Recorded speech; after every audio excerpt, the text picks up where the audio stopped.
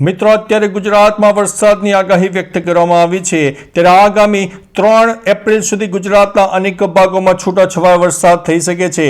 દક્ષિણ ગુજરાતના અનેક ભાગોમાં તો વહેલી સવારથી જ વાદળછાયું વાતાવરણ પણ સર્જાઈ ગયું છે।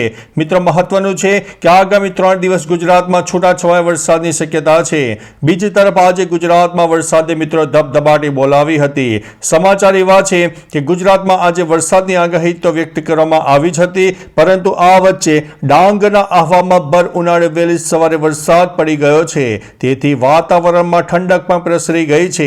ગીરી મથક સાપુતારામાં વાદળછાયું વાતાવરણ સર્જાયું હતું, ત્યારે બીજી તરફ સારામાં સારો પવન ફૂંકાતા લોકોને ગરમીમાં રાહત પણ મળી રહી છે।